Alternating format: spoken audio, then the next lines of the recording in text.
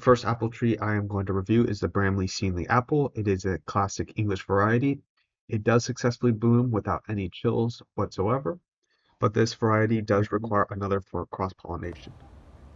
So the Bramley was a high chill variety as well as the Fuji. The Fuji is a tried and true tested variety of apple that successfully pollinated. I did not hand pollinate it. People say it does need a cross pollinator. Others have testified that it can self fruit and it's self fertile. I've had success growing Fuji with little pest issues, no fungal issue on the leaves really, and it does flower. Again, I should have gotten a paintbrush and pollinated it myself. I noticed that the next apple that successfully blooms without chill is Crimson Pink. It's also known as Pink Lady. As you can see here, it is sending out some blooms early on, and it is a good cross-pollinator with the Fuji and Granny Smith. I don't know why it's breaking dormancy earlier in February. Normally by May it will be blooming, but I do realize it can successfully bloom in the tropics. As you can see, the Granny Smith is now beginning to form blooms. As you can see here, the Granny Smith is beginning to bloom mid-February, which is absolutely shocking because the Dorset and the Anna have not bloomed yet, but they have broken dormancy sooner. I mean both Granny Smith and Fuji, which I used to cross-pollinate it. So the best way to pollinate is with a paintbrush, and I dab it with the flowers of Fuji, which are blooming at the same time as the Granny Smith. So they are a mid-season apple, but they are blooming in February, so I think they got enough chill hours. I did notice that when you do prune the apple trees and they're under stress, they will tend to bloom.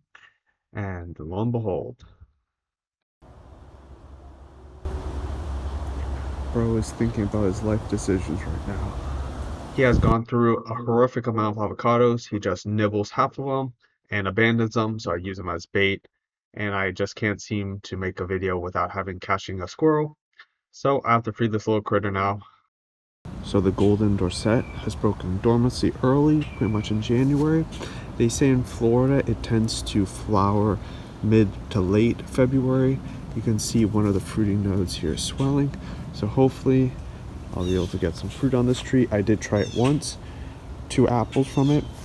And the Anna has already started to leaf out already. You can see the leafing starting to leaf out. I did notice this one fruiting spur here. The King David is beginning to leaf out. Some blossoms forming there. So about March 1st, the first blossoms of the King David apple are beginning to bud out, as you can see here. I will give you an update if they do self-fruit and they're self-fertile. And later you can see the King David blossoms are coming out. They have a nice red pink color to them right there. And there's another set right here. That is my multi-graft almond tree. Here I know if I cut here, prune this back, it'll definitely bloom. And lo and behold, I am growing my first set of apples this season. Hopefully plenty more to come. The rest of the tree is beginning to break dormancy, so I'll see if I get any other blossoms. It is a pretty young tree, but let's see what I get.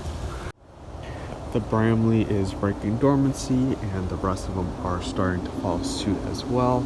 I don't know if there's going to be any more blossoms from the Crimson Spice, but they are starting to break dormancy. Even my experimental varieties are beginning to break dormancy, even the top of the tree.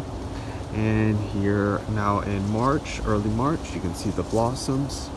And that will do it for this video. If there's any more updates, I'll let you know. Leave a like and subscribe, and I'll see you guys in the next video. Peace.